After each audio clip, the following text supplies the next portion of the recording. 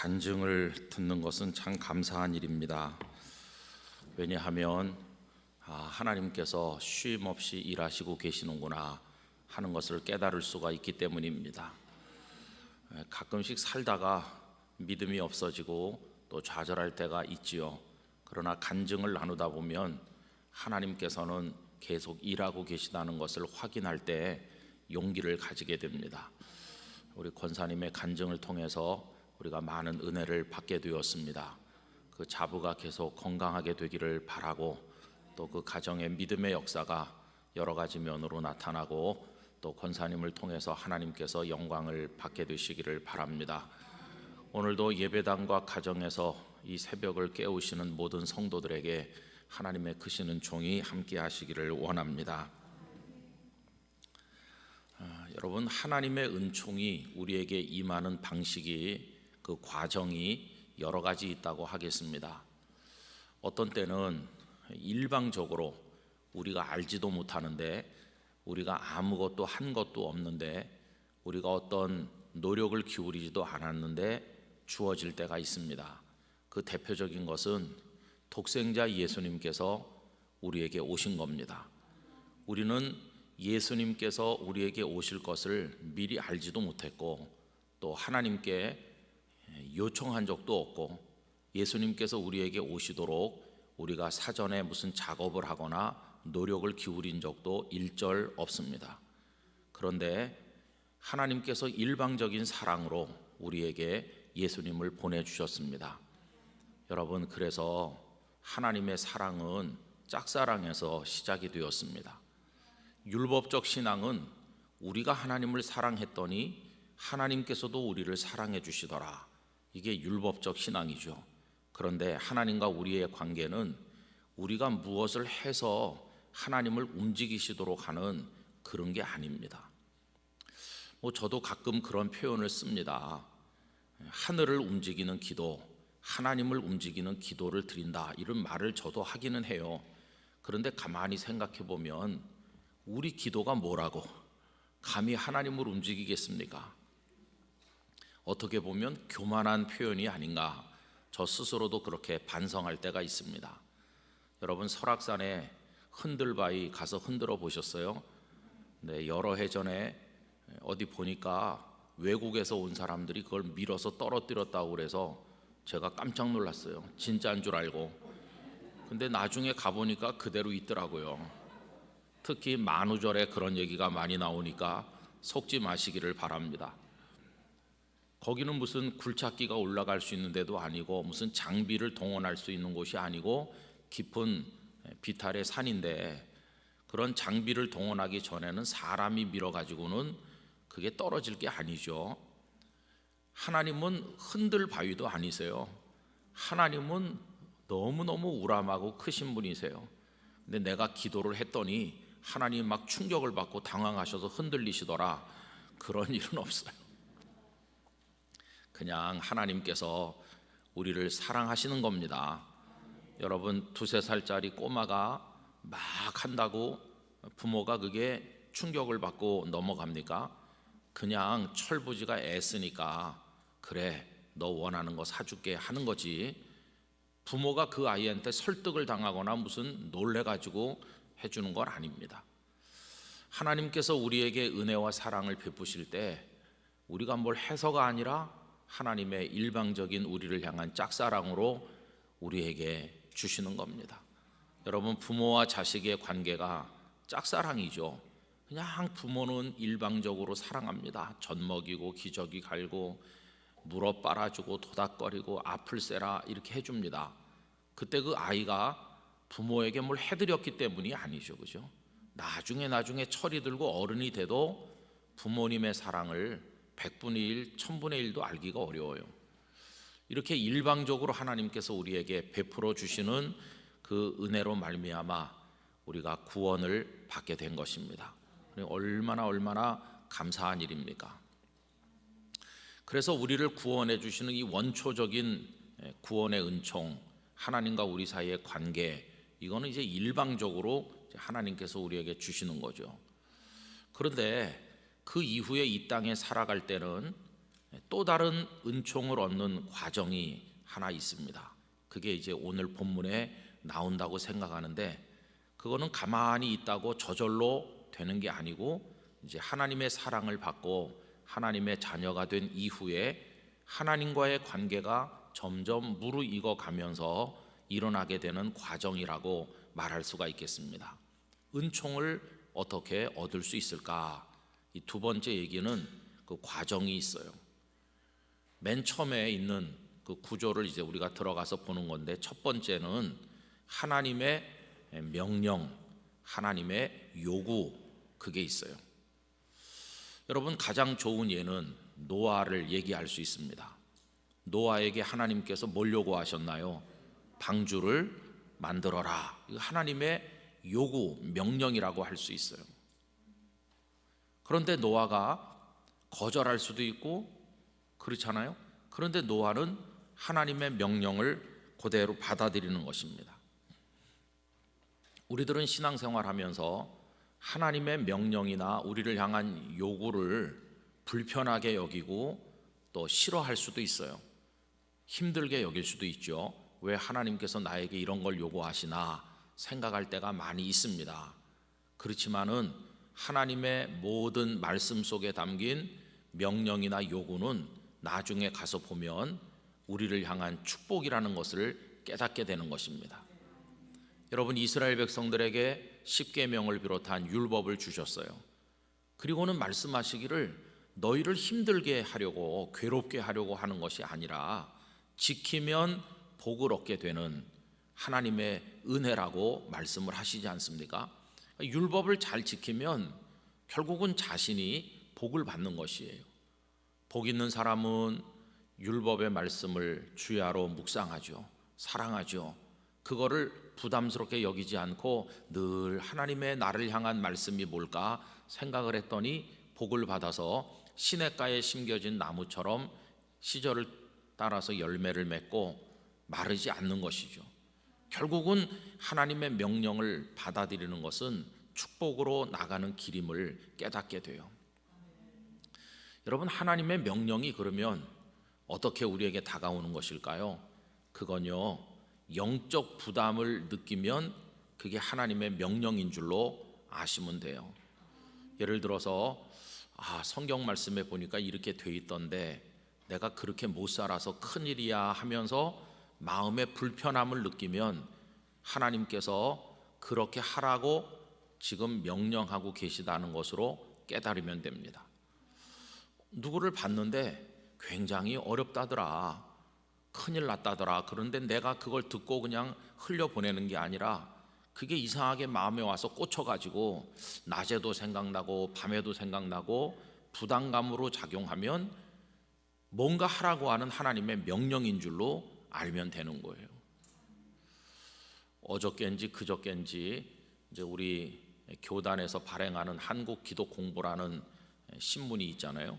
거기 이렇게 인터넷판에 들어가서 보니까 군 선교사 한 분이 자전거를 타고 군 부대 방문을 위해서 가다가 사고를 당해서 하반신이 거의 마비된 상태가 되셨다고 하는 기사를 봤어요. 우리 영락교회 한경직 목사님, 우리나라 군 선교의 모태가 되시고 우리 영락교회가 군 선교에 정말 많이 노력해 왔고 지금도 하고 있지 않습니까? 또 부족한 제가 우리 교단의 군 선교 후원회 회장을 이제 2년 했고 앞으로 2년을 또 더 하도록 되어 있는데, 그러니까 거기 군 선교사님, 군목님, 또 군목이 되기 위해서 준비하고 있는 신학생들이 있어요. 그분들이 다 우리가 도와야 될 분인데 그 뉴스를 보니까 어제 오늘 제 마음에 큰 부담으로 지금 다가오는 거죠.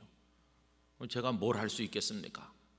그분을 다시 벌떡 일어나게 해줄 수 있으면 좋겠는데 그렇지도 못하고, 그래서 참 마음이 부담이 돼요. 1차 수술을 하신 것 같은데 카드를 한도를 늘려가지고 카드로 1,000만 원 정도 결제를 했고, 총회에서는 총회 그 담당 부서 거기서 한 300만 원을 우선 지원했다. 그게 전부 다예요. 그리고 거기 이제 총무님에게 전화를 했더니 뭐 그 다음 대책이 없는 것 같아요. 군인들에게 복음을 전하기 위해서 다니시다가 그렇게 됐는데 어떡하나, 그게 이제 부담이거든요. 뭔가를 해야 되겠죠. 여러분, 이 부담은 하나님의 명령으로 이해하면 되는, 하나님의 명령, 하나님께서 명령하시는 거예요. 저는 우리 성도님들께서 하나님의 명령을 묵살하시지 않기를 원합니다. 방주 만들어라 그러면은 만들어야 되는 거죠. 여기 지금 아브라함에게 임한 명령이 뭡니까? 내 아들 이삭 그거 나한테 번제로 바쳐라. 이게 지금 온 거죠, 그죠? 그 첫 번째 단계였어요. 우리에게 명령하시고 요구하신다. 그 다음에 두 번째 단계는 뭐냐 하면 고독한 결단의 단계가 그 다음 단계예요. 노아가 고민하면서 방주 그거 요즘 같은 세상에 만들면 사람들이 뭐라고 할까? 나의 전 재산을 쏟아 넣어가지고 그거 만들면 바보 되는 거 아닌가? 얼마나 왔다 갔다 했겠어요. 여러분, 여기 아브라함의 고뇌는 이루 다 말할 수가 없는 거죠. 아브라함의 고뇌. 아니 100살에 낳은 아들을 차라리 나를 데려가시지 100살에 낳은 아들을 내놓으라고 하시니 이게 어떻게 가능한 일인가? 얼마나 고심했겠어요. 그렇죠? 그런데 결단을 해야 되는 거죠. 결단. 근데 그 결단은 고독한 겁니다. 고독한. 결국은 자기가 하나님 앞에서 결단을 해야 되는 거예요. 물론 남에게 자문을 구할 수는 있어요. 이 사람 만나서 이럴 땐 어떻게 해야 됩니까? 저럴 땐 어떻게 하는 게 좋다고 생각하십니까? 이렇게 자문과 충고를 구할 수는 있지만 그건 자문과 충고일 뿐이지 결국은 자기가 하나님 앞에서 정말 고독하고 외로운 결단을 해야 되는 거죠. 그래서 신앙은 결단이다, 그렇게 말씀하는 이들이 많이 있어요. 우리 예수님의 결단 어떤 것일까요? 십자가가 다가오는데 겟세마네 동산에서 땀방울이 핏방울 될 때까지 몸부림을 치시고 하나님 앞에 씨름하신 이유가 뭘까요? 그 십자가를 받아들이기로 결단하는 거죠. 그 결단의 결과로 하나님께 올려드린 기도가 나의 원하는 대로 하지 마시고 아버지의 뜻대로, 아버지의 원하시는 대로 해달라고 하는 그 기도가 주님의 결단이신 거예요. 여러분, 하나님의 은총과 축복을 향해 나가려면 하나님께서 우리에게 어떤 부담을 주시고 명령을 주시고 요구하실 때 그거를 받아들이는 신앙적 결단이 반드시 있어야 된다 하는 것을 깨닫게 돼요. 결단 없이는 아무것도 되는 게 없습니다. 반드시 결단해야 돼요. 날마다 결단해야 되는 거죠. 여러분, 그것이 무엇이든지 간에 우리 영락의 성도들이 신앙의 결단력을 가지시게 되기를 바랍니다. 이거는 버려야 되는 거야. 그러면 탁 결단하고 과감하게 끊어야 되는 거죠. 그 끊지 못하고 한쪽 끈을 붙들고 있어가지고 계속 거기 걸려 넘어지는 그런 우리가 되면 안 되고 과감하게 버릴 거는 딱 끊고 버려야 되는 것이고, 그동안에 해야 된다 하면서도 한 번도 하지 못한 어떤 일이 있으면 딱 결단을 해가지고 이제 그 일을 향해서 달려가야 되는 거죠. 이 결단, 여러분, 이게 하나님과 내가 1대1로 마주서는 것입니다.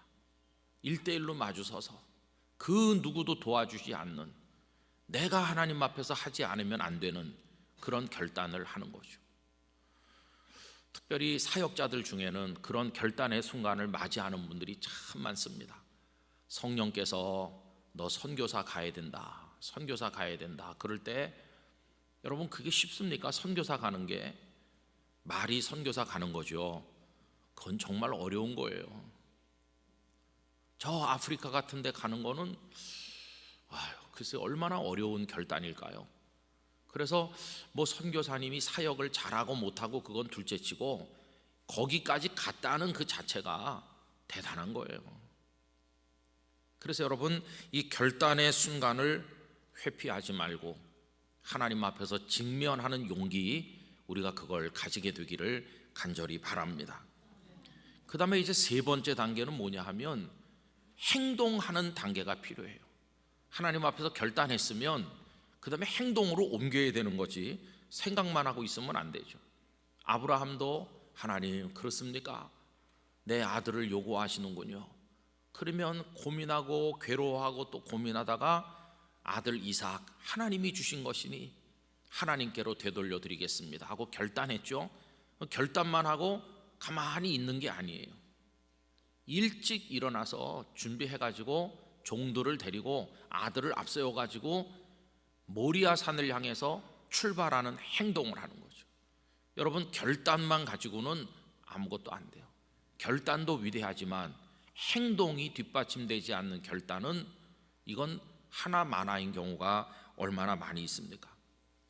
오늘 아침에 말씀의 제목을 칼을 잡으라 이렇게 했는데 행동을 하는 거죠. 모리아 산까지 가는 행동, 산에 올라가는 행동, 그리고 제단을 준비하고 아들을 결박해서 올려놓는 행동, 그리고는 가만히 있는 게 아니라 칼을 잡고 그 아들을 향해서 내려치려고 했어요. 근데 바로 그 순간이 되니까 하나님께서 부르시는 거예요. 아브라함아. 저는 하나님께서 그 아브라함이 이삭을 드리겠습니다 라고 결단만 했을 때 아브라함아 그럴 것까지 없다 이러면 얼마나 좋았을까. 모리아 산을 향해서 하루쯤 갔을 때 됐어 그 정도면 이러시면 얼마나 좋았을까. 한 이틀쯤 갔을 때 아니면 산 위에 올라가서라도 제단 그거 준비하기 전에 아니면 이삭을 묶어서 올려놓기 전에라도 아브라함 이렇게 했으면 얼마나 좋았을까. 그런데 그냥 내려치기 직전까지 0.1초만 늦으면 어떻게 되겠어요? 근데 그때까지 가만히 계시다가 하나님 너무하잖아요. 아니 그때까지 가만히 계시다가 이삭의 숨이 끊어지기 직전까지 보고 계시다가 그때 가서야 아브라함아 그러시는 거예요. 무슨 영화에 나오는 것 같아요. 멈춰라 그러면서 사형 집행하기 직전인데 꼭 그런 것 비슷하잖아요.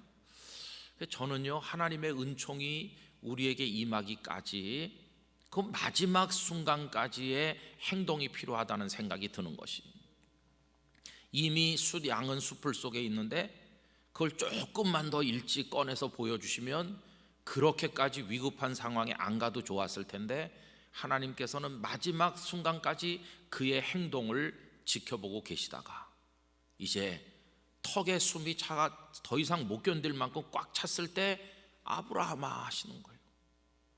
여러분, 여리고성이 무너질 때도 그래요. 아니 뭐 그냥 여리고성을 거저 무너뜨려 주셔도 될 수도 있고 첫날 한 바퀴 도른 다음에 무너뜨리실 수도 있는 거 아닙니까?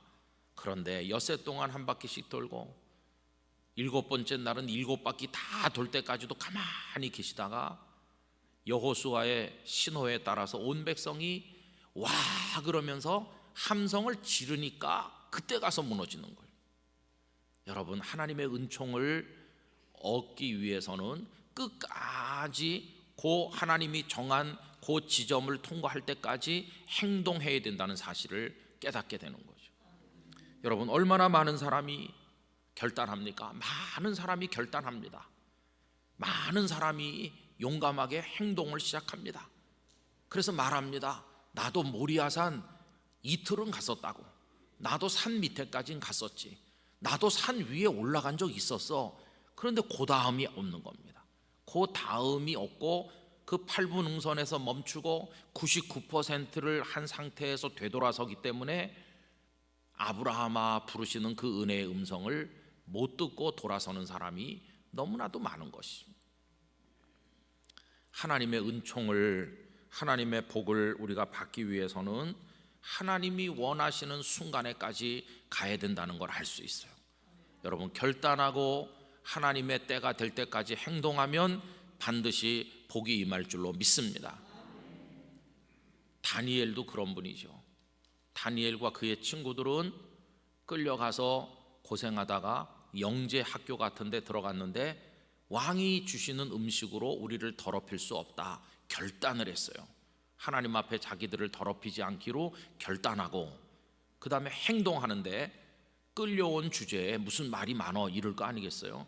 그런데 환관장을 찾아가서 얘기하는 거예요. 이게 행동하는 겁니다. 우리는 이거 먹을 수 없어요. 여러분, 그거 말하기 어려운 겁니다. 그게 얼마나 어렵다고요. 그런데 그거 말했어요. 그랬더니 행동에 옮겼더니 하나님의 은혜가 임하는데, 환관장이 이 소년들을 좋게 여겨서 그들이 원하는 채식만 먹게 했고, 하나님이 복을 주시니 고기 먹은 소년들보다, 왕의 진미를 먹은 소년들보다 얼굴이 뽀얗고 보기가 좋은 거예요. 여러분, 결단하고 행동했더니 하나님의 은혜가 임한 것을 볼 수 있습니다. 그래서 오늘 칼을 잡으라는 말씀은 생각만 하고 있지 말아라, 결단만 하고 있지 말아라, 행동에 옮겨라. 그리고 그 마지막 임계점이 될 때까지 꾸준히 가라 하는 교훈을 우리들에게 주고 있는 것입니다. 여러분, 무수하게 아브라함도 흔들렸겠죠. 그날 아침에 장막을 떠나서 모리아산을 향해 출발할 때 얼마나 흔들렸겠어요. 사라가 나와서 꼭 그 먼 데까지 가야 되는 거냐고 이렇게 묻지 않았겠어요? 그때 뭔가 주저앉고 싶은 충동이 왜 없겠습니까? 그래도 또 가고, 하루쯤 자고 났을 때 돌아가야 되는 건가? 그런 생각이 수시로 들었겠죠. 얼마나 많은 번뇌의 걸음이었겠습니까? 하루에도 100번, 200번 되돌아가고 싶은 생각이 왜 없었겠습니까? 아브라함도 사람이잖아요. 그런데 그 고비들을 하나씩 넘기면서 그 모리아산 위에까지 올라가고 아들을 결박하여 올려놓은 거죠. 그리고 칼을 잡은 거죠. 많은 사람들이 이삭을 끌어안은 채 칼 잡기를 거부하면서 머뭇거리는 경우가 얼마나 많은지 몰라요. 근데 하나님께서는 우리가 손에 칼을 쥐기를 원하고 계시다 하는 것을 깨닫게 됩니다. 여러분, 한 번의 결심은 끝까지 지켜질 수가 없습니다. 수시로 흔들리죠. 우리는 흔들리는 존재니까요. 그래서 이 결단이 계속돼야 되는 거죠. 계속되고 길 가면서도 결단하고 나는 이삭을 드려야 된다. 밤에 자면서도 나는 이삭을 드려야 된다. 산에 오르면서도 되돌아가면 안 된다. 계속 결단했을 거 아니겠어요? 여러분, 신앙적 결단은 일회적 사건이 아니라 지속적 과정이라는 것을 잊어서는 안 될 것입니다. 끊임없이 결단하는 거죠.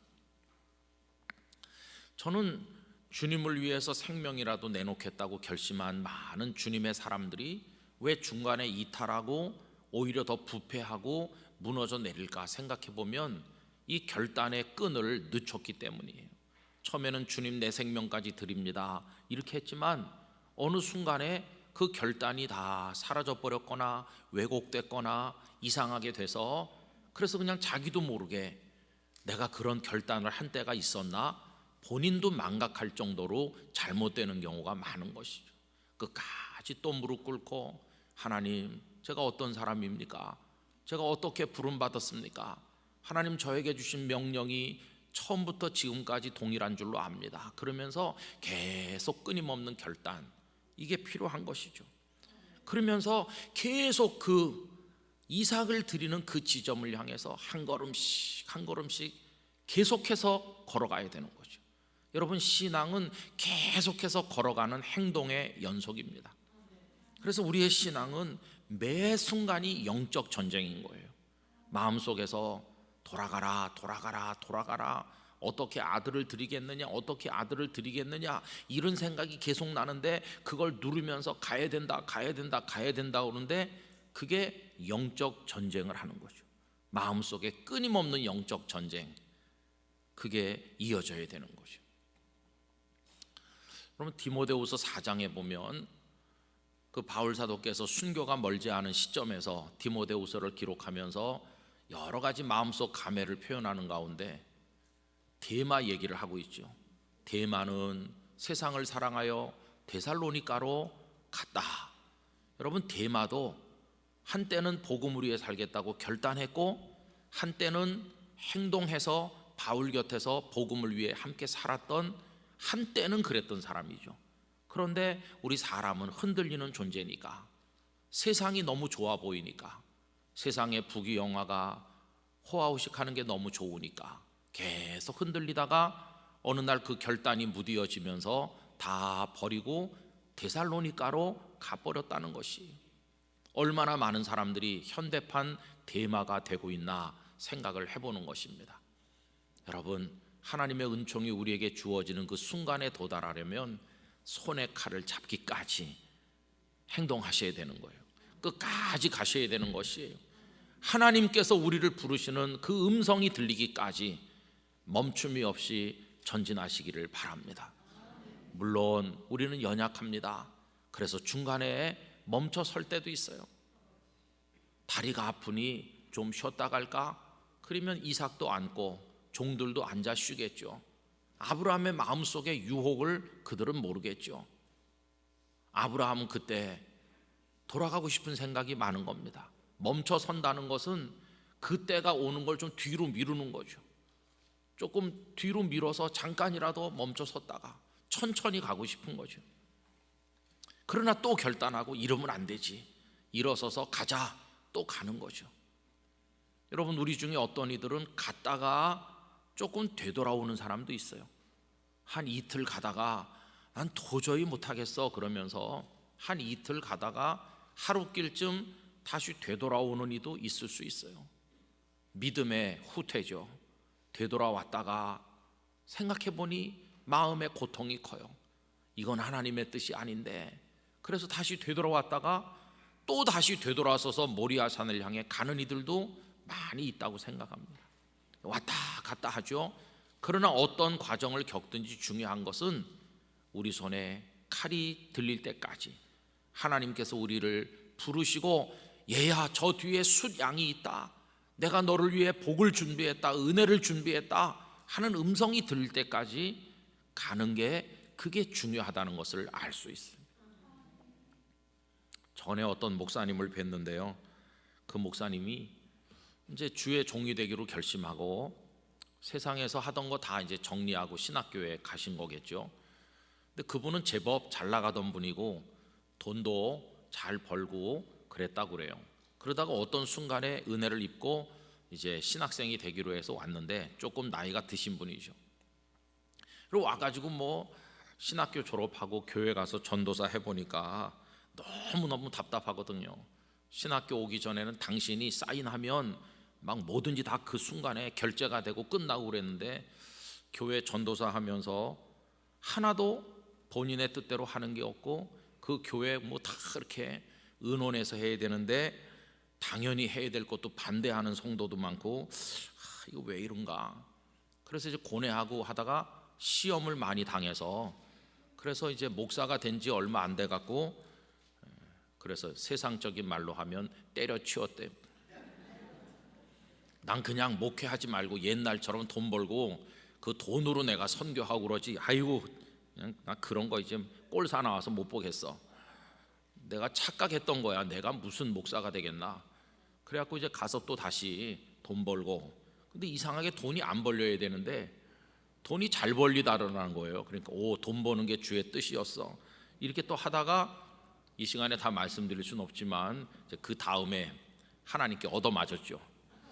그리고 나서 이제 다시 시작하는 거예요. 여러분, 한 이틀 가다가 다시 하루길 되돌아오다가 그 다음에 다시 가는 거죠. 신학교에 가보면 신학교에 어떻게 오셨어요 하고 물어보면 왔다 갔다 하다 왔다는 사람이 너무 많아요. 어렵겠죠, 어렵게. 근데 오늘 말씀은 아주 분명한 겁니다. 우리를 맨 처음에 죄 가운데서 구원해 주시는 하나님의 은혜는 우리가 알기도 전에, 우리가 노력하기도 전에, 우리가 요청하기도 전에 하나님의 일방적 사랑에 의해서 독생자 예수님 십자가 지시고 우리를 부르셔서 구원을 받았는데, 이제 그 이후에는 오늘 본문의 공식이 적용될 때가 많다는 것이, 여러분 복습을 해봅니다. 첫째, 뭐가 있다고 그랬죠? 우리를 향한 명령이나 요구가 있을 때가 많다 하는 겁니다. 두 번째는 그걸 받았을 때 결국은 우리 각자가 결단을 해야 되는데, 남에게 자문을 구할 수도 있지만 그거 소용없고 결국은 하나님 앞에서 우리 각자의 결단이라고 그랬습니다. 그 다음에 세 번째는 결단만 하고 있으면 안 되고 행동을 해야 되는 거예요. 행동. 그게 뭐든지 간에 하여튼 행동을 해야 되는 거예요. 그리고 네 번째는 많이 흔들리고 방황하고 망설이고 갔다 또 다시 오고 그러지만 날마다 또 다시 결단하고 또 다시 결단하고 또 가고 또 가면서, 그래서 목적지에 도달할 때까지, 하나님의 음성이 들릴 때까지, 손에 칼을 쥐는 그때까지 계속 가는 영적 전쟁을 해야 된다 하는 말씀을 드린 것입니다.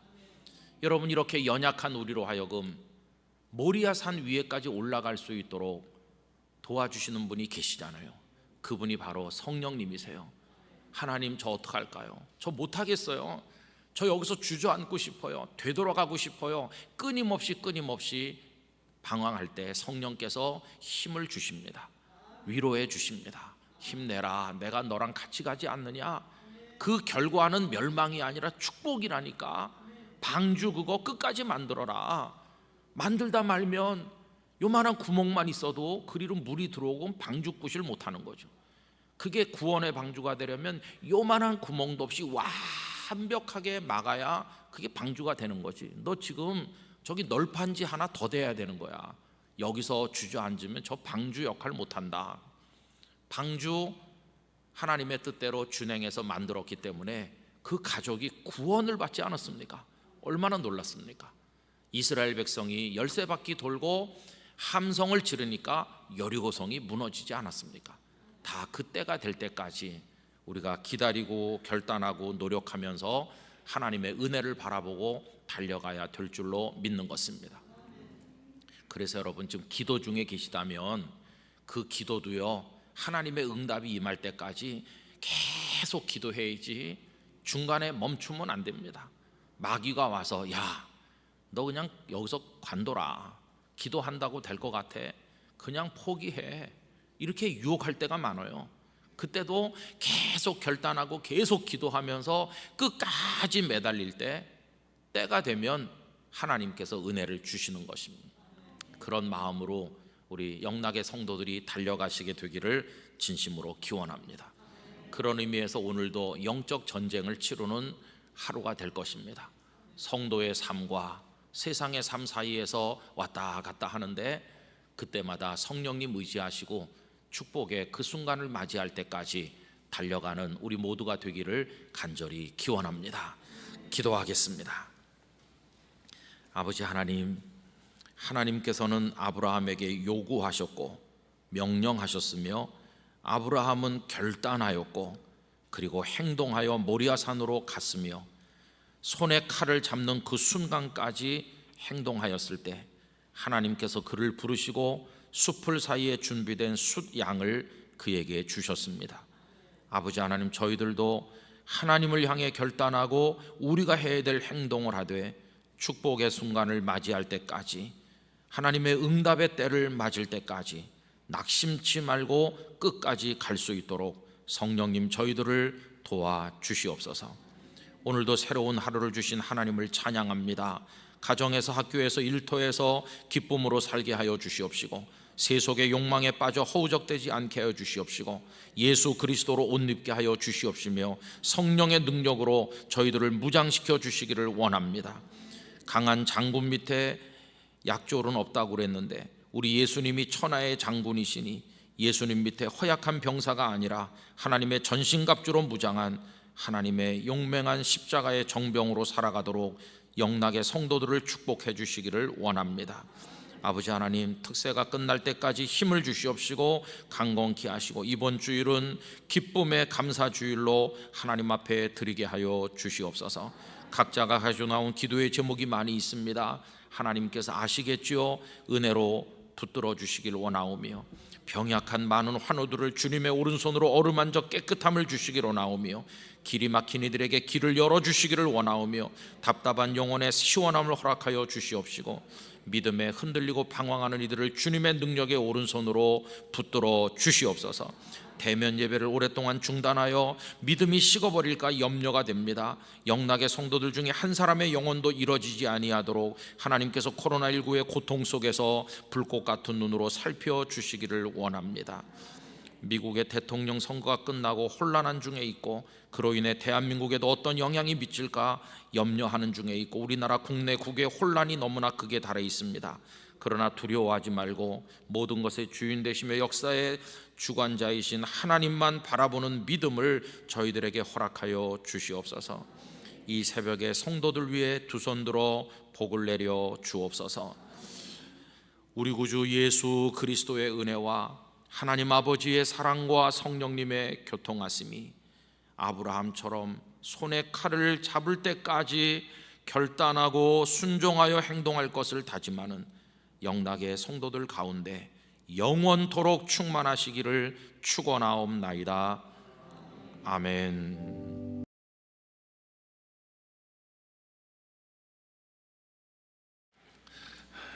김정은이 무서워하는 중입니다. 그런데 저렇게 믿음 안에서 자라면 마귀가 무서워하는 우리 미나가 될 거라고 믿습니다. 저렇게 잘 자라면 몇십 년 후에 혹시 영락교회 목사가 되지 않을까 그런 생각도 듭니다. 여러분들의 가정에서 믿음의 다음 세대들이 잘 성장해 나가게 되기를 간절히 바랍니다. 다들 성경책 위에다 휴대폰 놓는데 휴대폰 위에다 성경책 놓고 정말 참 훌륭하죠. 여러분 그렇게 성장해서 하나님의 축복을 받기를 원하고, 또 오늘 우리 기도해 주신 귀한 자매가 얼마나 그 기도가 하나님 앞에 아름다운지 하나님께서 기뻐하셨을 줄로 믿습니다. 너무너무 감사하네요. 간증 들으면서 정말 감사하다 그런 생각이 많이 들고 모든 게 감사입니다. 오늘 이제 여호와 이레라고 하는 성도님들께서 너무나도 잘 하시는 말씀에 우리가 도착을 했습니다. 아브라함이 칼을 손에 잡고 이삭을 향해서 그 칼을 내려치려고 하는 그때까지 하나님께서는 가만히 계시다가 아브라함을 부르셨습니다. 그리고는 숲을 속에 이미 준비된 숫 양 한 마리가 있다는 사실을 알려주셨습니다. 그러고 보니 아브라함과 이삭이 모리아 산에 도착하기 훨씬 전에 하나님께서 그 산에 먼저 오셔서 다 준비해 놓으신 것입니다. 그래서 아브라함은 깨닫고 여호와의 산에서 준비된다, 그래가지고 여호와 이레라고 부른 것입니다. 이건 여호와라고 하는 거룩하신 하나님의 성호에다가 라아라고 하는 동사를 붙인 겁니다. 이 라아라고 하는 동사는 본다 그런 뜻입니다. 여러분 구약 성경을 읽다 보면 선지자라는 표현도 나오고요, 혹은 또 선견자라는 말도 나옵니다. 그게 어떻게 다르냐? 사실은 다른 게 없어요. 선견 한 사람이 선지자가 되는 겁니다. 선견은 남보다 앞설 자 해가지고 볼 견자니까 다른 사람이 아직 못 보았을 때 먼저 보는 사람, 이게 선견자입니다. 사무엘은 자신을 선견자라고 부른 적이 있습니다. 그때 그 본다고 하는 게 라거든요. 하나님께서는 보시는 분이시죠. 그럼 이제 먼저 본 사람이 자기가 본 것을 사람들에게 가서 전달할 때, 선포할 때 선지자라고 할 수 있습니다. 그러니까 선견자는 본다는 뜻이 강조된 표현이고, 선지자는 선포의 기능을 강조했을 때 그렇게 말하는 것이다, 이렇게 설명해 볼 수가 있겠습니다. 여러분, 하나님께서는 보시는 분이십니다. 그런데 오늘 우리 모두를 보고 계십니다. 근데 하나님께서 보고 계시다는 것은 우리 형편을 아신다는 뜻입니다. 형편을 아시는 하나님은 가만히 계시지 아니하고 우리에게 필요한 것들을 준비해 주시는 하나님이십니다. 마치 어린 아기가 있는데 그 녀석이 구체적으로 엄마 몇 시에 저에게 우유를 주시겠어요? 이렇게 미리 말하지 않아도 엄마는 가만히 보고 먹을 때가 됐어 이렇게 합니다. 그리고 이미 그 아이가 먹을 모든 것들이 아이에게 갈아 채워줄 기저귀가 다 준비되어 있습니다. 그 아이는 엄마가 나한테 먹을 것을 안 주면 어떡하나, 우유는 충분히 사다 놓으셨나, 이런 거 고민하지 않아도 엄마는 다 준비해놨고, 아빠는 마트에 다녀왔고, 기저귀도 사다 놨고 다 준비해놨습니다. 아기는 그저 때 되면 주시는 거 먹고, 기저귀 갈아주면 갈아차고, 졸리면 자고, 눈 떠지면 놀고, 그러면 되는 거죠. 여러분, 하나님께서 우리를 보고 계시죠. 엄마가 아이를 늘 보고 계신 것처럼, 늘 아빠가 그렇게 하시는 것처럼, 우리들이 성장해도 부모는 늘 우리를 보고 계시잖아요. 그것처럼 하나님께서는 우리를 보고 계십니다. 보고 계시는 하나님, 우리 형편을 아시는 하나님, 형편을 아시는 하나님, 우리를 위해 준비하시는 하나님, 그래서 우리를 이끌어 주시는 하나님이십니다. 여러분, 세상에 우리가 태어나서 70년, 80년, 90년 뭐 이렇게 더 오래 사시는 분도 계시죠. 태어나기 전에 자신이 먹을 거, 입을 거 미리 세상에 와서 다 준비해 놓은 다음에 다시 돌아가서 누구네 집에 아기로 태어나는 사람 한 사람도 없습니다. 여러분, 우리가 지금 먹고 입고 살아가는 모든 게요, 하나도 우리가 준비한 게 없습니다. 다 하나님께서 준비하신 겁니다. 저는 얼마 전에 그런 얘기를 누구와도 나눴는데, 여러분, 9월달, 10월달, 11월달 이렇게 계절이 바뀌잖아요. 반팔 입고 살던 사람이 9월달 되니까 다 긴팔로 바꾸더라고요. 그런데 그 어디서 긴팔이 나왔을까?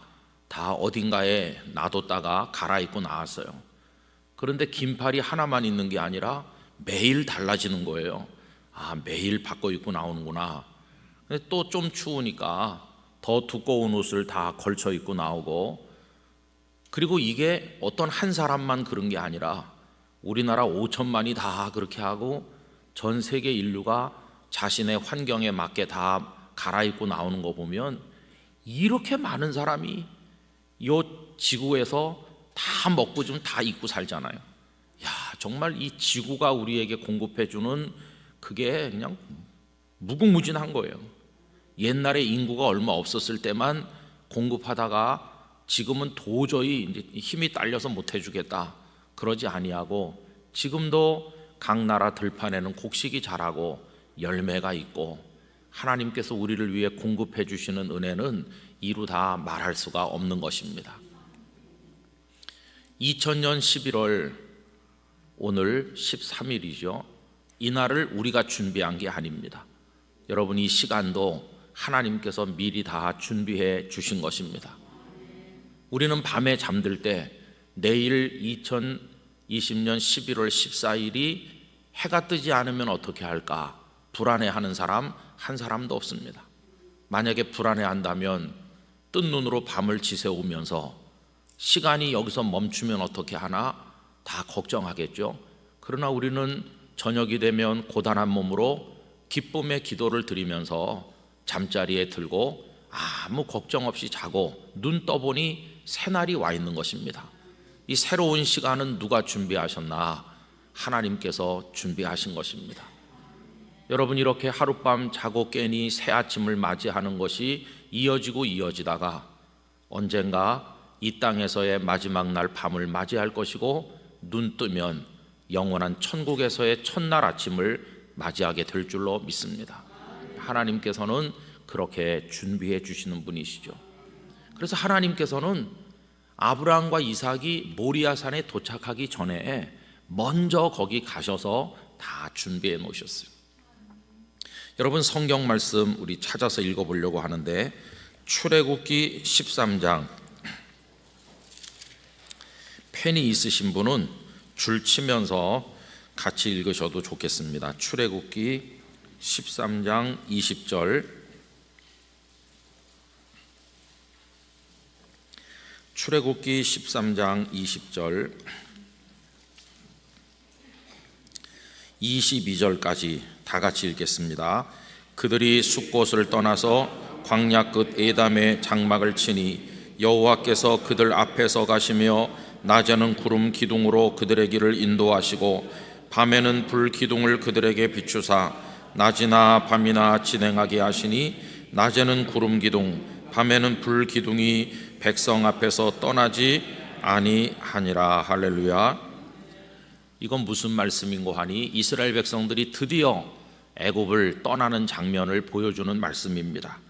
숫곳을 떠나서 광야 끝 에담에 장막을 치니 이제 드디어 광야가 시작이 되는 그 지점에 도착했어요.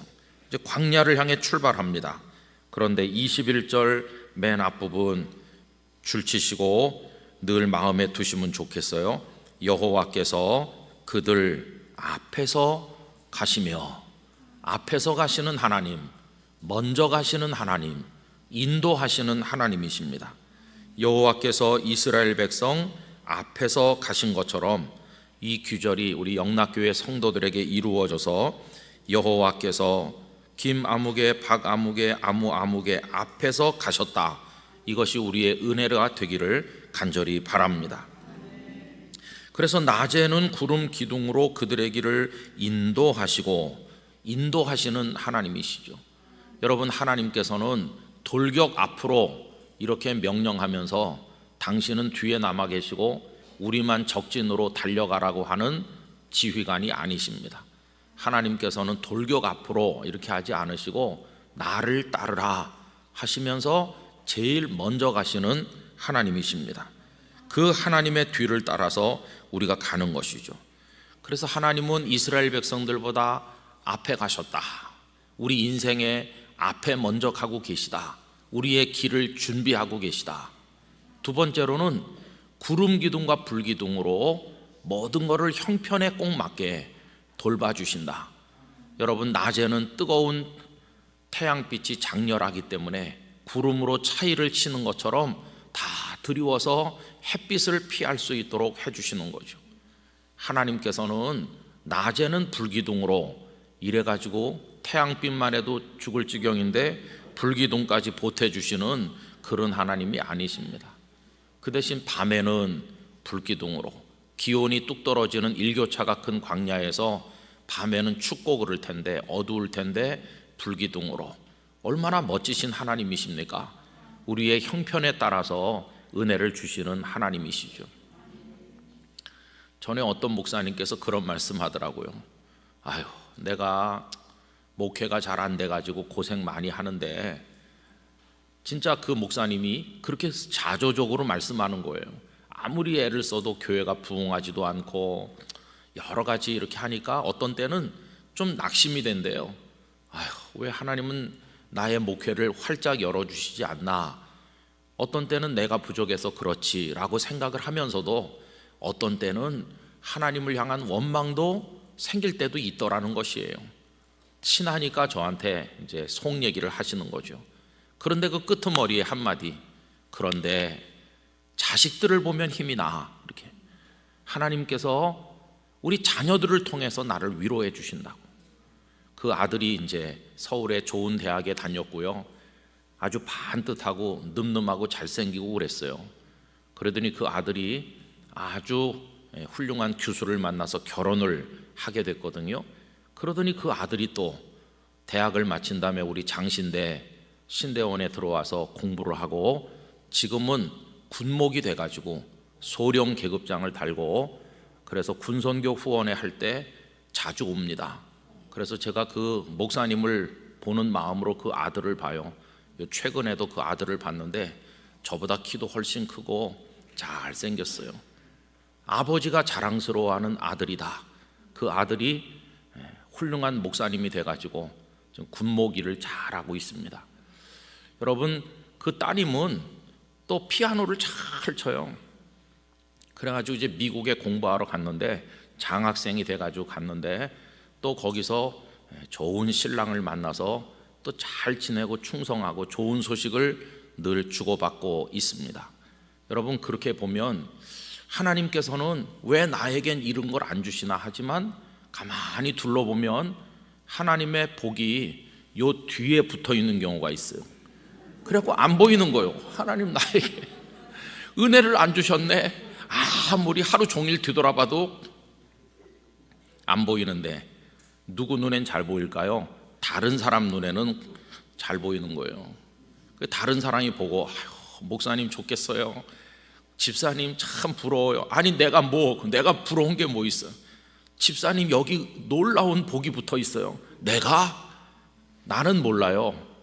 여러분, 우리 어리석어서 하나님께서 우리에게 이미 많은 은혜를 주셨고 앞으로도 주실 건데도 우리는 그거 몰라가지고 계속 하나님 원망하지만, 너무나도 뜻밖에도 많은 다른 사람들은 우리를 보면서 당신은 하나님의 복을 받은 사람입니다, 부럽습니다, 이러는 거예요. 여러분, 그 발견 못했던 복을 거룩한 영의 눈이 열리면 볼 수 있습니다. 육신의 눈은 앞만 보니까 안 보이지만 영의 눈으로 보면 과거가 보이고 내 뒤가 보이고 다 보이는 거예요. 눈물겹도록 감사하다. 하나님의 은혜가, 그 하나님께서 나의 미래도 책임지실 줄로 믿습니다. 여호와 이레의 하나님을 의지하는 믿음을 가지게 되는 것이죠. 영락교회에 이제 오게 되면서 참 여러 가지 인간적 걱정이 왜 없었겠어요. 그렇죠? 가서 내가 영락교회에서 잘 할 수 있을까? 그때 제가 올 때 한 10년 이제 사역할 수 있다고 인간적인 계산을 하는 거죠. 육체의 나이를 생각해 보면 10년 정도 할 수 있겠다. 우리 교단은 은퇴하는 제도가 있으니까 이제 그때까지 해야 되는 건데, 근데 그건 인간적인 계산이고 하나님께서 건강을 거두어 가신다든지 그러면 뭐 그 전에도 못하는 사람도 많이 있고 하나님의 손에 달린 거죠. 그러면 10년 동안 이 강단에서 성도들과 함께 말씀을 나눠야 되는데, 당장 이번 주일에 무슨 설교를 할지가 깜깜하게 막혀서 고민하는 목회자들도 많다고 하는데, 10년 동안을 내가 뭘로 성도님들과 같이 영의 양식을 나누겠습니까? 그런 기도를 하는 거죠. 하나님께 이렇게 기도했어요. 하나님, 저에게 성도들과 함께 먹을 수 있는 영락교회 영적 창고 안에 10년치 양식을 이미 채워 놓으신 줄로 믿습니다. 그렇게 했어요. 그런 마음으로 온 겁니다. 그래서 하나님께서 우리 교회 성도들을 위해 채워 놓으신 그 창고를 열어가지고 그 앞에 있는 것부터 한 바가지씩 퍼내다가 밥을 하는 거죠. 가끔씩 설기도 하고 타기도 하고 그럽니다마는 어쨌든가 하나님께서 우리를 위해 준비해 놓으신 줄 믿는 거죠. 또 부산에서 여기 갑상선 암 그 절반 떼냈는데 또 하나님께서 건강도 주실 줄 믿습니다. 하루 종일 쫓아다니고, 어저께는 뭐 사학번 문제 때문에 한교총 그 사무실에서 이제 성명서 발표하는데 제가 또 가서 한마디 하고 그랬는데요. 쫓아다니다 오면 저녁 때 되면 피곤하죠. 그래도 아침이 되면요 멀쩡하게 이렇게 일어나잖아요. 평생 단 한 번도 피곤한 적이 없었던 사람처럼 제가 이렇게 빵빵해 보이지 않습니까? 2시 50분에 깼습니다. 2시 50분에 깨서 이번 주일 성도님들과 나눌 설교 말씀을 정리하고, 또 새벽기도 이 말씀을 다시 한번 묵상하고, 돌아오는 수요일 날 수요 2부 기도에 나눌 말씀도 한번 들여다보고, 그렇게 하고 또 제가 이렇게 온 겁니다. 야, 이렇게 하나님께서 놀랍게 깨워주시고 또 하루를 출발하게 하시잖아요. 여러분, 하나님 그 모든 걸 다 준비해 주시는 것이에요. 그리고 어떤 성도들은 이렇게 걱정해 줬습니다. 목사님, 서울 가면 목사님네 살던 서울이 아닐 거예요. 28년 전 서울하고 지금은 너무 다를 거예요. 10년이면 강산이 변한다고 그랬는데 코베 가던 서울 사람이 이제는 아예 통째로 납치해 갈지도 몰라요. 살벌하다던데 서울은. 그러면서 목사님네 애들이 거기서 잘 견딜 수 있을까요? 걱정해 주는 분도 있었는데 아직까지는 납치 안 당하고 잘 지내고 있습니다. 가만히 생각해 보면 하나님께서 준비해 주실 것을 믿는 믿음 외에는 세상을 사는 방법이 없어요. 그렇죠? 여러분, 성경 한 군데 더 찾아보면 좋겠는데요. 로마서 15장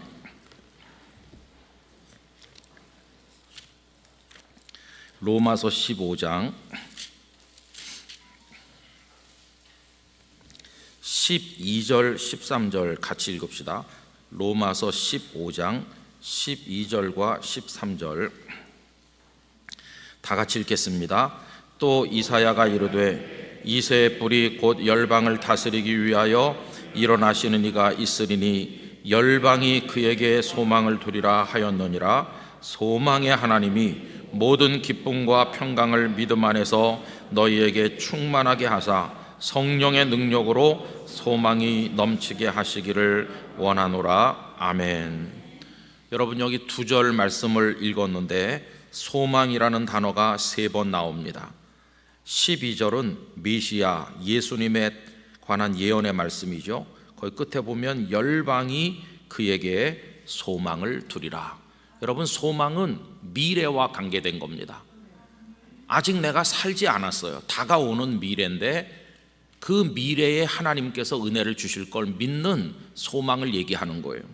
열방이, 세상 모든 나라 모든 민족이 우리 주님께 소망을 둘 것이다. 현재를 보면 캄캄한 세상이고 희망이 없죠. 어떻게 사나, 이 지구촌이 망할 것인가, 그런 염려가 너무 많죠. 그러나 그걸 어떻게 하겠어요? 우리의 오늘을 살아가는 방식은 하나님께 소망을 두고 하나님이 준비하실 내일을 향하여 발걸음을 옮기겠습니다. 그거죠. 한 친구 운동 말씀 속에 며칠 전에 말씀을 드렸습니다마는 그 트럼프, 바이든 현직 대통령과 후보가 맞붙어서 미국 대선을 할 때 누가 되느냐에 따라서 굉장히 관심이 많죠. 지금도 뭐 아직 결론이 덜 난 것 같은데, 그래서 그냥 하루에도 몇 번씩 어느 주에서 누가 몇 % 앞서가고 있는지, 마치 그걸 대한민국 대통령 선거보다도 더 관심을 가지고 그렇게 신경을 많이 썼잖아요. 모여 앉아가지고 트씨가 되실 건지 바씨가 되실 건지 막 이렇게 토론도 하고, 어떤 분은 트럼프가 돼야 된다고 그러시는 분도 있고 바이든이 낫지 않겠나 뭐 그런 분도 있고, 다 설왕설래하면서 뭐 저도 이제 그렇게 했죠. 그런데 갑자기 주님께서 제 마음속에 너 왜 미국 대통령 누구 되는지 관심 가지냐? 네가 트럼프, 바이든 둘 중에 한 사람 되면 언제 가서 만날 일이나 있냐? 밥이나 한번 먹을 거야? 너랑 아무 상관도 없는 거야. 너는 하루 세끼 나랑 밥 먹는 거야. 네 인생이 트럼프 손에 바이든 손에 있는 게 아니라 내 손에 있는 거야. 내 손에. 너는 왜 나한테 관심을 가지지 않고 계속 해가지고 누가 몇 % 얻는지, 너 누구 팬이냐? 바이든 팬이냐? 트럼프 팬이냐? 너는 나 하나님 광팬이 돼야 된다 이러시는 거예요. 그 다음부터는 그거 그렇게 보질 않았어요. 누가 되든 뭐 하나님의 손 안에서 사는 거지. 열방이 하나님께 소망을 두는 거예요. 우리 대한민국, 뭐 중국, 전 세계가 누가 미국 대통령 되나 거기 신경을 곤두세우지만 여러분, 세상 역사 하나님의 손 안에 있는 겁니다. 여호와 이레의 이 신앙을 미래에다가 적용하시면서 사시길 바라요. 그리고 13절에 보면, 방금 읽은 말씀 13절에 보면 하나님을 한마디로 뭐라고 말합니까? 소망의 하나님. 여러분, 이 하나님이 우리의 하나님 되시기를 바랍니다. 그 끄트머리에 성령의 능력으로 소망이 넘치게 하시기를 원하노라. 여러분, 이 소망 가지면 하나님께서 오늘도 우리에게 만나 주시고 내일 아침에도 만나를 주실 줄 믿습니다. 그러면서 광야 험한 인생길 걸어가게 될 줄로 믿습니다. 이제 한 군데만 성경을 더 찾아보겠는데요. 창세기 24장, 이 여호와 이레의 믿음을 어떻게 적용하면서 사는지, 창세기 24장 7절입니다. 7절.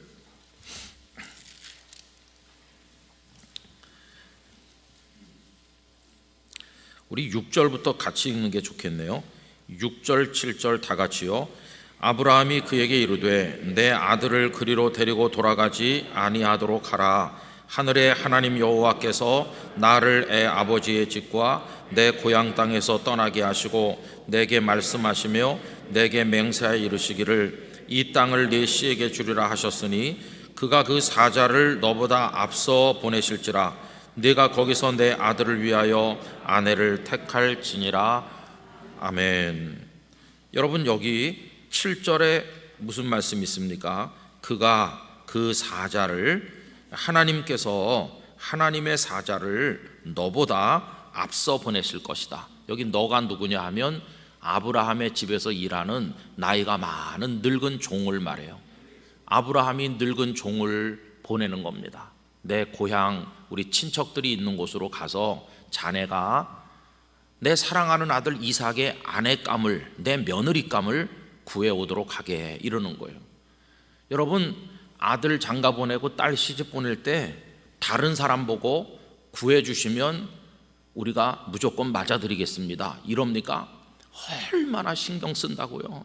온 가족이 둘러앉아가지고 그 녀석은 뭐 이렇고 그 뭐 이러고 저러고 말을 해가지고 되니 안 되니 해가지고 그렇게 하잖아요. 얼마나 가정의 대사입니까? 그렇죠? 저도 옛날에 선을 몇 번 봤는데요. 근데 저는 이제 부모님이 시골에 가 계신 시간이 많고 저 혼자 서울에 있으니까 친구 전도사님이 저한테 좋은 처자가 자기가 일하는 교회에 있다는 거예요. 그래가지고 이제 나오라고 그래서, 장신대가 워커힐 호텔 가까이 있잖아요. 워커힐 호텔 커피숍에 가서 이렇게 앉아 있으니까 어떤 자매가 오더라고요. 그래서 그 자매랑 둘이 앉아가지고 아이스크림도 시키고 뭐 그렇게 하는데, 조금 있으니까 어떤 처녀가 기웃기웃하는 거예요. 그러더니 제 맞은편에 앉은 처녀가 하는 말이, 우리 집에서는 오늘 제가 여기 나오는데 너무 관심이 많아가지고 제 동생인데 저기 지금 와 있는데 가까이 오라고 해도 되겠냐고. 뭐 가까이 오라고 그러라고 그래갖고 또 의자 하나 더 놓고 이제 처제가 될지도 모르는 그 아가씨까지 앉아가지고 이렇게 있습니다. 좀 있으니까 어떤 아주머니가 저쪽에 기웃거리는데, 사실은 제 어머니도 같이 왔는데 그래서 또 어머니도 오시라고 그래. 또 어머니 권사님도 와가지고 앉고, 좀 있으니까 머리칼이 많지 않은 어떤 어른이 또 저쪽에서 기웃거리는 거예요. 사실은 우리 아버지도 오셨는데 오시라고 그래요. 그래가지고 그 집 네 식구 다 오고, 그래가지고 저하고 아버지는 안수 집사님이라고 그래요. 그래갖고 이제 1대4로 아이스크림도 먹고 뭐 했죠. 얘기도 뭐 너무너무 잘 되더라고요. 오래전부터 아는 사람들 같이 그냥 그 화통하다고 그러죠. 얘기도 잘 되고 마음도 편안하고, 야, 이렇게 처음 만났는데 편한 사람도 있구나, 하나님께서 편한 집에 나를 보내주시나 보다, 이렇게 생각하고 좋아했죠. 그 집도 뭐 좋아하는 것 같이 보이더라고요. 제가 착각인지 모르겠지만 얼마나 그 집에서는 몇 날 며칠 신경 썼겠어요. 장신대 다닌대더라, 그러면서 뭐 그 전도사님한테 온갖 정보를 다 캐냈을 것이고, 집안 식구들끼리 밤새도록 얘기했을 것이고, 그 엄마는 너 내일 입고 나갈 때 이 옷 입어라 저 옷 입어라 했을 것이고, 동생도 언니 구두는 뭘 신는 게 좋겠어요 뭐 그러면서 신경 쓰고 해가지고, 근데 내가 뒤에 살짝 따라갈까 뭐 이래가지고 온 집안이 들썩거리면서 준비해가지고 온 거죠. 근데 여러분, 사람이 그렇게 신경 쓴다고 될까요? 안 되는 거예요. 안 돼요. 사람이 노력한다고 되는 게 아니에요. 1시간 반이나 화기애애하게 얘기하고 먹고 마시고 다 한 다음에 그 댁에 아버님께서 저한테, 그런데 본이 어디냐고, 제가 연안 김씨라고 그러니까 우리도 연안 김씨인데, 그래갖고 그냥 안녕히 가세요 그래가지고 집에 왔어요. 그러니까 여러분, 아무리 사람이 신경 써도 안 되는 거예요. 동성동본이라서 참 아쉽더라고요. 요새도 가끔 아쉽다 그런 생각이 들어요. 근데요, 이게 되는 게 아니죠. 그러니까 이 늙은 종이 얼마나 황당하겠습니까? 아니 주인님, 아니 장가갈 본인이 가서 이삭을 데리고 가서 이삭이 봐야 될 거 아니겠어요? 근데 아브라함 안 된대요. 그러면 주인님, 아브라함이라도 저랑 같이 가셔서 며느리감을 이렇게 한번 보셔야 하는데 그것도 필요가 없대요. 이게 아브라함의 모습이에요. 24장에서 하나님의 사자가 너보다 먼저 갈 거라고 이렇게 말하는 이 믿음이 어디서 온 걸까요? 22장에서 배운 거예요. 그때 이삭이 요만했을 때, 이삭과 함께 모리아산에 갔을 때 하나님이 먼저 가 계시더라. 먼저 가셔서 다 준비해 놓으셨. 그래서 우리를 이끌어 주시더라. 나 그거 뼛속 깊이 우리 아들과 함께 체험했어. 하나님은 다 준비해 놓으신다. 그러니 나도 갈 필요가 없고 아들도 갈 필요가 없고 그냥 자네가 가기만 하면 이미 하나님이 준비해 놓으신 그 처녀가 나올 거다. 얼마나 놀라운 적용입니까? 22장에서 모리아 산에서 배운 신앙을 여기 며느리 맞는 데다가 적용을 하잖아요. 여러분, 믿음을 적용하는 걸 배울 수 있습니다. 그래서 이 늙은 종은 모리아 산을 경험하지 않았으니까 주인님이 그렇게 말씀하긴 하는데 이게 되겠나? 내가 이상한 여자를 만나서 데리고 오면 어떻게 되는 건가? 이 집안이 그냥 온통 마음의 부담을 가지고 가죠. 하나님, 우리 주인님 말씀대로 하나님의 사자를 먼저 보내주세요. 이렇게 하고 가서 드디어 우물가에 도착을 했죠. 목이 다 마르죠. 기도하죠. 하나님, 제가 여기서 물 길러 나오는 처녀 중에 한 사람에게 물 좀 달라 이렇게 말했을 때 저한테 물을 줄 뿐만 아니라 말 못하는 짐승도 목이 마르겠구나 생각을 하면서 이 짐승들에게까지 물을 마실 수 있도록 해주는 처녀가 있다면, 말 못하는 짐승까지 배려하는 지혜로운 마음을 가진 처녀가 있다면 그 처녀가 하나님께서 준비하신 처녀인 줄로 알겠습니다. 이렇게 하고는 기도하고 눈 딱 뜨자마자 리브가가 물동이 이고 나오는 거예요. 그래서 물 좀 달라고 하니까 리브가가 친절하게 물을 주더니 내가 짐승들에게도 물을 마시도록 하겠습니다. 이러니 이게 얼마나 놀랐습니까? 여러 처녀 만날 것도 없이 제일 먼저 리브가가 나오는 거예요. 그래가지고 물어보죠. 어느 집안 딸이냐고. 그러니까 주인 아브라함과 친족이 되잖아요. 하나님께서 다 준비해 두신 거예요. 쫓아가가지고 여차저차해서 왔다고 다 사연을 얘기하고, 그래서 우리 주인 아브라함의 며느리를 구하러 왔습니다. 그러니까 그 집안에서 다 좋아하는데 리브가에게 이 사람 따라 가겠느냐 이러잖아요. 언제 봤다고 낯선 남자 노인을 따라가겠습니까? 아유, 나는 안 가겠다고. 이 동네 아침 저녁 본 사람 중에 한 사람에게 가지. 아니, 그 먼 데 있는 이삭이 어떤 사람인지 알지도 못하는데 난 못 가요. 이렇게 리브가가 거절하면 참 난처했을 뻔했는데 리브가가 바로 간다는 거예요. 바로 따라가겠다고. 리브가의 마음까지 하나님께서 다 준비해 두신 거예요. 그래가지고 리브가를 데리고 이 늙은 종이 도착을 하는데 이삭이 나와서 하나님 앞에 묵상하면서 이제나 저제나 기다리죠. 그때 이미 어머니 사라가 세상을 떠나셔서 그 집안에 안주인이 필요하던 때인데 어머니가 쓰던 장막이 빈 채로 남아있잖아요. 그러면서 종이 돌아오길 기다리는데 이삭은 무슨 기도를 했겠어요? 하나님, 그가 가서 제 아내를 데려온다는데 어떤 여성이 오든지 제가 그 여성을 싫어하지 않고 사랑하고 기뻐하게 해주세요. 이렇게 또 기도했겠죠. 그리고 리브가를 딱 이삭이 만나서 어머니가 사용하던 그 집안 안주인의 그 장막으로 인도해 드리고, 여기 24장 맨 끝에 보면요, 어머니 돌아가신 이후에 리브가로 인해서 이삭이 위로를 얻었다. 두 사람이 마음이 맞고 서로 사랑해서 알콩달콩 잘 살게 된 거예요. 이게 뭡니까? 하나님께서 다 준비해 놓으신 것이. 그래서 이 아브라함은 모리아 산에서 배운 여호와 이레 이거를 그 미래를 살아갈 때 다 적용하면서 살았어요. 여러분, 우리도 이 은혜로운 적용이 있게 되기를 바랍니다. 하나님께서 우리 영락교회 미래를 준비하실 줄 믿습니다. 저의 인생, 우리 자녀들의 인생 하나님께서 준비하실 줄 믿습니다. 별난이나 어려운 일이 발생하지 않길 원하지만, 코로나 같은 거 안 생기길 우리는 원하지만, 그게 어떤 하나님의 뜻, 우리가 모르는 뜻 가운데 생겨도 그 속에 헤쳐나갈 길을 주실 줄 믿습니다. 피할 길을 주시는 하나님을 의지합니다. 그러면서 한 걸음 한 걸음 걸어가게 되는 것입니다. 여러분, 모리아 산의 은혜를 얻으시기를 축복합니다. 그래서 미래 하나님, 소망의 하나님, 앞서가시는 하나님, 준비하시는 하나님 바라보면서 우리의 남은 인생길 천국에 도착하는 그날까지 잘 달려가게 되시기를 진심으로 기원합니다. 기도하겠습니다. 아버지 하나님, 여호와 이레의 하나님이심을 믿습니다. 준비하시는 하나님이심을 믿습니다. 우리를 보고 계신 하나님이십니다.